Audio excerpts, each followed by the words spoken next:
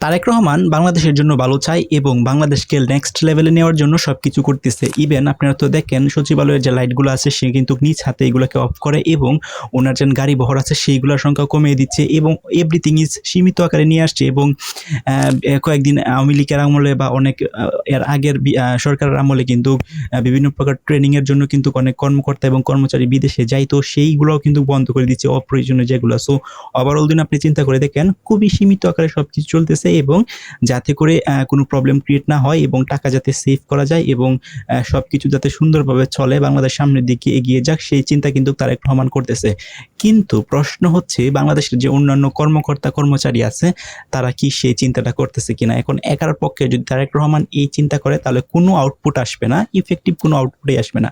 তো ঘটনা হচ্ছে বিমানবন্দর নিয়ে। বিমানবন্দর যে তার টার্মিনালটা হচ্ছে সেই টার্মিনাল নিয়ে কিন্তু কয়েকদিন ধরে ব্যাপক আলোচনা এবং সমালোচনা হচ্ছে এবং সেখানে যে বাজেটগুলো দেখানো হচ্ছে সেগুলো হচ্ছে ভিত্তিহীন। এমনও শোনা যাচ্ছে সেখানে একটা গাছের দাম নাকি 50 থেকে 1 লাখ টাকা ধরা হচ্ছে। তো চিন্তা করে দেখেন একটা গাছ যেগুলো হচ্ছে খুবই মনোরম এবং সুন্দর দেখাবে সেখানে স্থাপন করা হয়েছে, সেখানের এক একটা গাছের মূল্য দেখানো হয়েছে 50 থেকে 1 লাখ। Can you imagine? আপনি কি এগুলা বিশ্বাস করতে পারবেন? সো এই গাছগুলার মূল্য মানে সর্বোচ্চ যদি হয়ে থাকে তাহলে হচ্ছে 400 থেকে 500 টাকা করে, কিন্তু সেগুলার দাম দেখাচ্ছে হচ্ছে 500 থেকে 1 লাখ টাকা। শুধুমাত্র এখানে থেমে নেই, এখানে যেন বিমানবন্দরে তার টার্মিনালের যেন পুকুর আছে সেই পুকুর পূরণের জন্য নাকি 50 কোটি টাকা। সো এরকম অনেক মানে হিউজ অফ অ্যামাউন্টের যেন ব্যয় আছে সেগুলো কিন্তু দেখানো হয়েছে এবং ধরা যাচ্ছে সেখানে প্রায় 3000 কোটি, আমি আবার বলতেছি সেখানে প্রায় 3000 কোটি টাকার মানে যে ব্যয়টা আছে সেই ব্যয়টা দেখানো হয়েছে প্রকল্প ইন টোটাল। সো সেখানে কিন্তু এত টাকা ব্যয় হয় নাই, সেখানে কিন্তু খুবই সীমিত আকারে ব্যয় হয়েছে। কিন্তু এই যে দামগুলো দেখানো হচ্ছে এভাবে যেন দেশের যে সরকারের যে কুশাগর টাকা আছে কুশাগর থেকে এই টাকাগুলো হাতিয়ে নিচ্ছে যারা হচ্ছে সরকারি কর্মকর্তা এবং কর্মচারী আছে। এখন আপনি চিন্তা করে দেখেন তারেক রহমান নিজ হাতে লাইট সেভ করে, বিদ্যুৎ সেভ করে, গাড়ি ভর কমিয়ে দিচ্ছে, অপ্রয়োজনীয় হচ্ছে বিদেশের সফর বন্ধ করে দিচ্ছে অনেক কর্মকর্তা কর্মচারীকে। কিন্তু উনি যে এইগুলো করতেছে, এগুলো করার পর কোনো আউটপুট আসতেছে?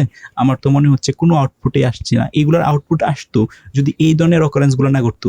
শুধুমাত্র বিমানবন্দরে না, এরকম আরো অসংখ্য সরকারি যে হচ্ছে অফিসগুলো আছে সেখানে কিন্তু এরকম দুর্নীতি হয় এবং দুর্নীতি করে কিন্তু এই টাকাগুলো কিন্তু কিভাবে হাতিয়ে নেয়। সো এই যে একটা নিউজ সামনে আসছে সেটা হচ্ছে বিমানবন্দর টার্মিনাল যেন উদ্বোধন করবে এবং এই টার্মিনালটা কিন্তু সম্পূর্ণভাবে উদ্বোধন হবে না, আংশিকভাবে উদ্বোধন হবে। তারপরেও কিন্তু সেখানে যে পরিমাণ ব্যয় দেখানো হয়ে গেছে, আপনি গাছের হিসাবটাই চিন্তা করেন, একটা গাছের দাম কি করে হতে পারে 50 থেকে 1 লাখ টাকা।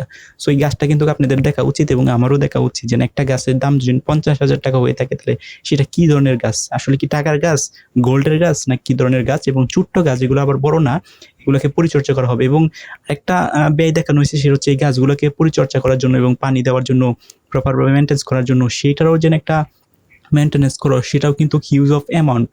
সো আপনি যদি এইগুলা একটু দেখেন তথ্যগুলো, আপনি মিডিয়া বা সামাজিক যোগাযোগ মাধ্যম বা অথেন্টিক সোর্সগুলো দেখেন তাহলে কিন্তু সেখানে সবগুলা যে ব্যয় দেখানো হয়েছে সবগুলো কিন্তু সুন্দরভাবে তুলে দেওয়া হয়েছে। এই তথ্যগুলো কিন্তু আপনারা নিজ দায়িত্বে একটু দেখে নেবেন।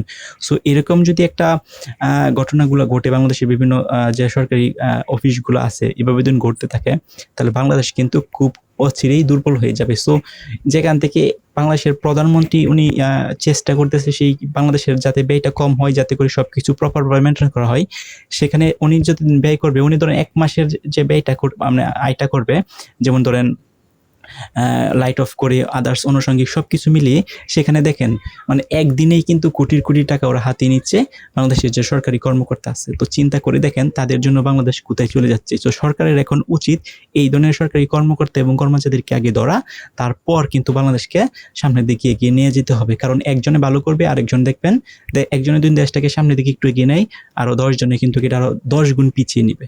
সো আপনাদের মতামত কি কমেন্ট করে